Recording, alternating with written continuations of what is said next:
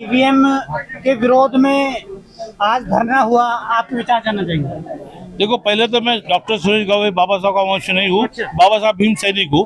बाबा साहब मिशन के ऊपर काम करता हूँ और चाहता हूँ कि आज जो धरना हमने पूरे देश के अंदर यहाँ पर 1 लाख लोग का धरना बुलाया था, उसमें कई सभी पार्टियों के लोग थे, सभी संगठन के लोग थे और पूरे देश से यहाँ पर 1 लाख से ज्यादा लोग यहाँ पर आए थे।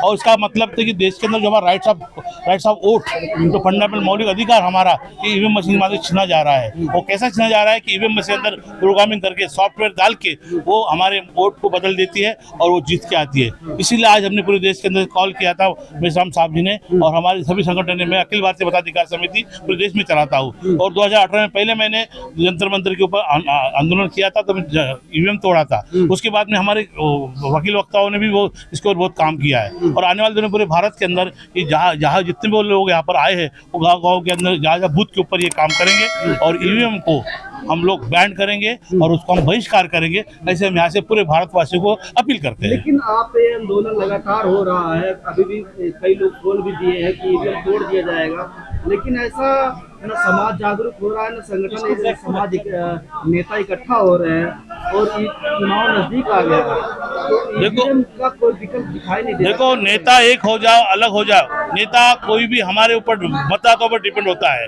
और ये जो नहीं दिख रहा है आपको, तो आने वाले 24 दिख जाएगा। क्योंकि आप देख रहे हैं कर्नाटक में किस लोगों ने मशीन तोड़ा था, महाराष्ट्र के लोगों ने मशीन तोड़ा था, उत्तर प्रदेश के लोगों ने मशीन तोड़ा था। कई कई ये घटनाएं घट रही है, लेकिन उसके साथ साथ ही जो चुनाव के अधिकारी होते हैं वो अपने डरे हुए होते हैं और इसीलिए वो भाजपा का गुंडागर्दी से डर के वो वहाँ पर मिसिंग करके वोटिंग का दुरुपयोग करके फ्रॉड करके वो भाजपा को जिता देती है। और आप ये बोल रहे नहीं दिख रहा है, लेकिन आज देख रहे हो पूरे देश के अंदर आज ईवीएम के विरुद्ध हंगामा चल रहा है और 1-2 महीने के अंदर ये पूरा आग पूरे देश में लग जाएगा और 2024 के अंदर ईवीएम मशीन से चुनाव नहीं होंगे और हो गए तो हम उसको बहिष्कार करने के लिए पूरे मतदाताओं को बताएंगे। इस आंदोलन में आपने देखा होगा कितने लाखों की संख्या में लोग थे।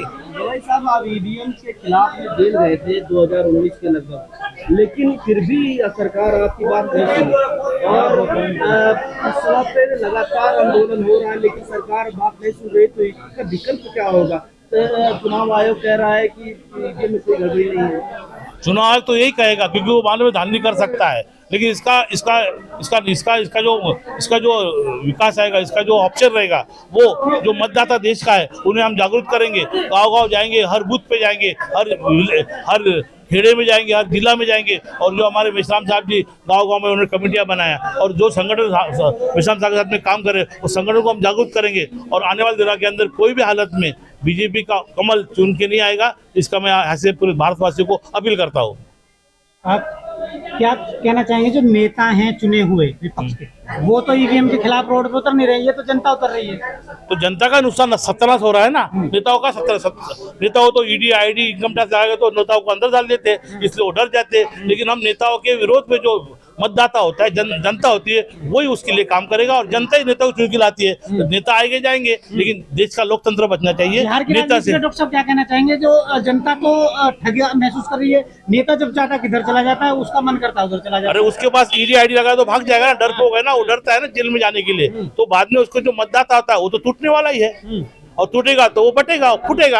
और नेता ही जो आज गिरा रहे, इधर उधर जा रहे, भाग रहे, आराम गयाराम, ये तो होता रहेगा। लेकिन देश के विकास के लिए, देश की जनता के लिए, देश के मतदाताओं के लिए विकास, स्वास्थ्य का, शिक्षा का, पढ़ाई लिखाई का, नौकरियों का, बेरोजगारी का, महंगाई का, ये जो नेता करेगा उसको लोग वोट देंगे। ये तो विकल्प उसको हमने ढूंढ लिया है कि हम जनता को जागरूक करेंगे, मतदाता हम नेता को विश्वास नहीं करेंगे, ना पार्टी विश्वास करेंगे। जो हमारे समाज के लोकतंत्र बचाएगा, जो हमारे देश का हक बचाएगा, हित बचाएगा, देश को बचाएगा, ऐसे पार्टियों को हम लोग चुन के लाने के लिए यहाँ से हम आह्वान करते हैं।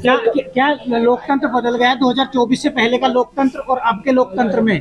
क्या महसूस करते हैं? देखो 10 साल पहले जो लोकतंत्र था, लोगों के हित के अंदर, लोगों के विकास के लिए काम होते थे। अब ये सिर्फ जो पैसे वाले करोड़पति लोग हैं इनके लिए काम हो रहे हैं और यही हमारा डाटा आटा बढ़ा रहे हैं और हमारा जो सिलेंडर 400 होता 1200 कर रहे हैं। ये हमारे शोषक वर्ग है और शोषक वर्ग ही शासक बन चुका है। इसलिए हम शासक को भी शोषण से हटाना चाहते हैं और इसलिए अभी 1 लाख के ऊपर जनता ही थी, अब उसका देख रहे हैं। इसके पहले भी हमारे अभिवक्ता भानु प्रताप साहब ने, प्राचार्य साहब ने यहाँ पर आंदोलन किए थे और बहुत अभिवक्ता वहाँ थे। और हमारे डॉक्टर सुरेश गवई, ऐसे हमारे डॉक्टर लोग, वकील लोग, बड़े बड़े पदाधिकारी लोग, जो जिम्मेदार लोग हैं, ये बाबा के संविधान को बचाएंगे और देश के हित के लिए और देश का सत्यानाश होने से इस बीजेपी को उखाड़ फेंकेगी। भाई साहब, आप ईवीएम के खिलाफ में फिर एक बार जेल गए थे, क्या दोबारा जेल जाने की तैयारी बना रहे हैं? हम जेल जाने तैयारी, हम तो जेल भी जाएंगे, मरेंगे, हमें गोली मारो, लेकिन ईवीएम से हम तो बोलते हैं हमें गोली मारो पूरे देशवासियों को, जो मतदाता है हमको गोली मार के, लेकिन हम ईवीएम से चुनाव देंगे नहीं। और होगा तो ईवीएम तोड़ेंगे, फोड़ेंगे, उसकी जिम्मेदारी मैं लेता हूँ। जो भी ईवीएम तोड़ेगा उसको जेल से छुड़ा के लाऊंगा। क्यों डरेंगे? अरे आज कल भी हमारे पूर्वजों ने देश की आजादी के लिए इतना काम किया है। उसके अंदर राजगुरु है, उसके अंदर पांडे साहब है, उसके अंदर असदुल्ला खान है, ये लोगों ने, नारायण सुखदेव है, इन्होंने जितना काम किया, जब भी तो हम आजाद हुए। और आज हम आजादी से गुलाम बनने जा रहे हैं। और गुलाम कौन बना? हमें गुजराती पॉलिसी, हमें गुजराती पॉलिसी हटाना पड़ेगा। देश के हिंदुओं को बचाना पड़ेगा, देश के ओबीसी को बचाना पड़ेगा, देश के मुस्लिम को बचाना पड़ेगा, देश की SC ST को बचाना पड़ेगा और गुजराती पॉलिसी को हटाना पड़ेगा। और बीजेपी हटेगी तो गुजराती पॉलिसी हंसेगी और हमारा हक अधिकार मिलेगा। देश की सबसे बड़ी पार्टी कांग्रेस ईवीएम के विरोध में तो कभी सड़कों पर नहीं उतरी और तमाम ऐसे छोटे बड़े पार्टियां हैं जो सड़कों पर नहीं उतर रही ईवीएम के खिलाफ में। सिर्फ जनता ही उतर रहा है, तो कैसे होगा? देखो भाई, कांग्रेस के जमाने के अंदर सुनो, कांग्रेस जमाने के अंदर तुम्हारे बाप दादा को नौकरी मिली थी, आप याद करो। तुम्हारे बाप दादा को शिक्षा का हक मिला था, तो याद करो।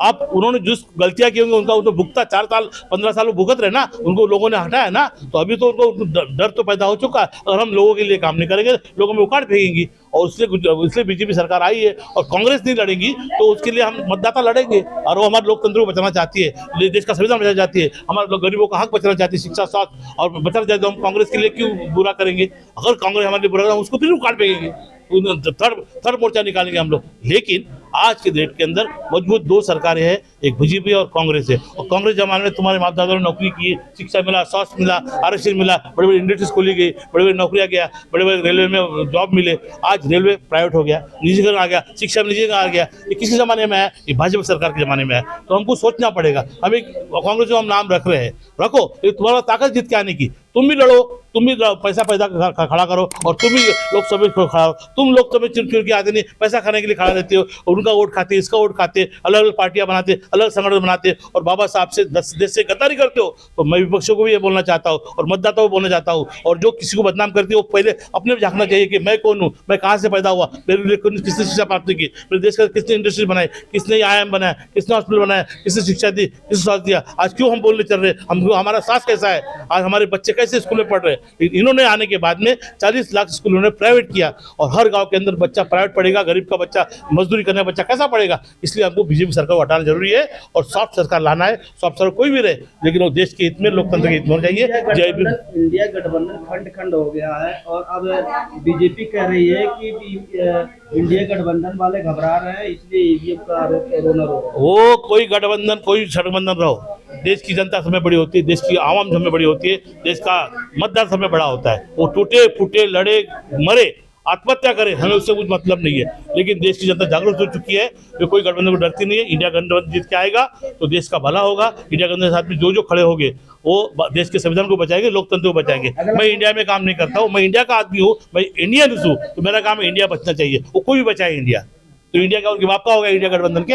इंडिया नाम रखा गया, उन्होंने किया, लेकिन इंडिया पहले हमारा है, लोकतंत्र हमारा है, संविधान हमारा है। देश के ओबीसी को, देश के SC को, देश के ST को, देश के मुसलमानों को, देश के हिंदुओं को ये जागरूक होना चाहिए कि हमें कौन लूट रहा है, हमारा कौन शोषण कर रहा है, हमारा कौन पी रहा है, कौन खटमल की जात है। इसे हमें बदल देखना चाहिए और इसके देश को बचाने के लिए आगे बढ़ना चाहिए। जय भीम, जय। क्या संदेश देना चाहेंगे आप भारत के लोगों को? हम पूरे भारतवासियों, जो मतदाता, मेरे पास 80 करोड़ मतदाता मेरे इस पे काम करते हैं, मैं 80 करोड़ मतदाताओं को कहूंगा कि आने वाले चुनाव के अंदर कमल पे कभी फूल को कभी ना वोट दे। आने वाले जो तुम्हारा देश का प्रत्याशी अच्छा होगा, जो गठबंधन का होगा, जो तुम्हारे साथ काम करने वाला होगा, नया आदमी चुनने खड़ा होगा वोट खाने, उसको वोट मत करो। और जो गठबंधन के बाहर करेगा उसको वोट मत करो। देश के लोकतंत्र खतरे में, लोग का संविधान खतरे में, लोगों का आज़ादी खतरे में। तो इसलिए आप जो पार्टी बीजेपी को टक्कर दे सके, ऐसे पार्टी को वोट दो और वोट देके आपका हक अधिकार मिलाओ। जय भीम, जय भारत, जय संविधान। बोलो साहब, इस पार्ट से 2 चिट्ठी आएगी तो कि हमारे पास मिलेगी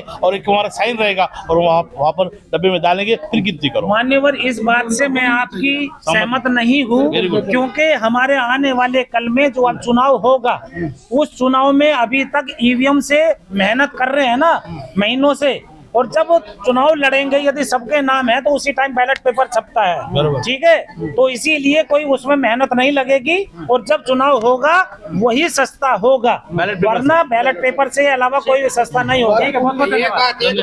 एक बात बताओ, अगर जितना जल्दी नहीं होता और 6 महीने बढ़ाओ, और क्या? लेकिन हम ईवीएम इंतजार करेंगे। मशीन हटाओ, हम हटाने चाहिए। एक्शन करो, चुनाव एक्शन अगर करो। आप नहीं जल्दी करते, बैलेट पेपर लाओ, एक्शन करो। 6 महीने हटाओ, 6 महीने के बाद ले लो, कोई दिक्कत नहीं है। इतना जल्दी करने कोई आवश्यकता नहीं है, 6 महीने बाद भी हो सकता है। अगर जो चुनाव आयोग को टाइम मांगता है तो पूरी जनता उसको टाइम दे देगी, लेकिन ईवीएम मशीन और नहीं चाहिए। नहीं तो वो लोग ये आज मैं आपके माध्यम से एक बात कहना चाह रहा हूँ जो बहुत बड़ी बात है, और सभी ध्यानपूर्वक सुने। तो अभी मेरे भाई ने कोई आरक्षण की बात करी थी, मेरा जो अपना मत है और जो होना चाहिए वो आरक्षण पूर्ण रूप से लागू होना चाहिए सभी के लिए। अरे श्रीमान जी, आरक्षण नहीं है, प्रतिनिधित्व का ही है, प्रतिनिधित्व है, हिस्सेदारी है। आरक्षण ईडब्ल्यूएस है, बात करना चाह 2% के लोग हैं, पहले बात सुनो, बात बता दो। आरक्षण सभी को लागू होना चाहिए, तो उसमें सवर्ण जाति है, चाहे उसमें ओबीसी जाति है, चाहे उसमें SC ST, इनको तो है ही आरक्षण। मैं कह रहा हूँ स्वर्ण जाति को भी आरक्षण मिलना चाहिए। ठीक है, पूछो क्यों, पूछ तो लो क्यों।